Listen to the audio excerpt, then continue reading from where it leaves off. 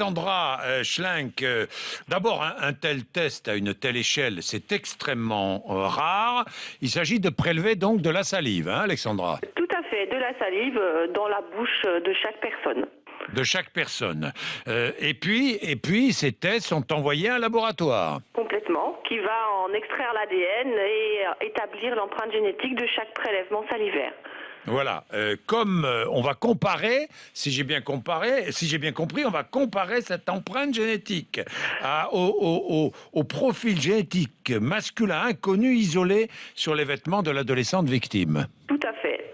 C'est le laboratoire qui va exécuter cette comparaison avec chaque empreinte génétique de chaque individu. Elle va la comparer spécifiquement avec cette empreinte inconnue de l'agresseur de la victime. Oui. Il est possible de refuser un tel prélèvement ADN? Alors effectivement, tout à chacun est à même de refuser le prélèvement, sachant néanmoins que c'est une infraction de refuser et on risque effectivement de l'emprisonnement, une peine d'emprisonnement et une amende. Est-ce que ces extraits d'ADN sont stockés? Alors, dans le cadre de ce dossier, je pense que le but initial, c'est quand même effectivement d'identifier un agresseur, mais de discriminer l'ensemble des personnes qui étaient dans l'entourage de la victime. Donc, à l'issue de l'analyse, je pense que ces extraits d'ADN vont être détruits. Détruits. Vous êtes un peu dubitative, je trouve, non, Alexandra? Ah non, pas du tout. Vous trouvez que c'est la bonne solution?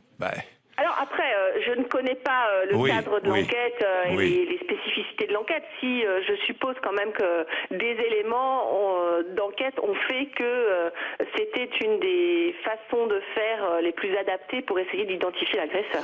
Et est-ce que le test est fiable à 100%, Alexandra? Oui, totalement. Alors après, je ne connais pas dans les caractéristiques de l'empreinte inconnue qui a été mise en évidence sur les prélèvements de la victime, mais si c'était une empreinte complète sur l'ensemble des régions de l'ADN habituellement étudiées, la fiabilité de l'expertise est totale.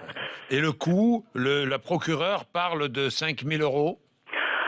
Alors, effectivement, il y a 500 personnes, je crois, à peu près. Oui, un peu plus, 527. Voilà, donc dans le cadre de l'établissement des empreintes génétiques d'individus pour alimenter le fichier national d'empreintes génétiques, on est environ à 25-30 € le prélèvement, enfin l'analyse pour un individu. Donc là, après, peut-être que le laboratoire qui est en charge de l'expertise a fait un prix Groupé. groupé. Merci, Alexandra.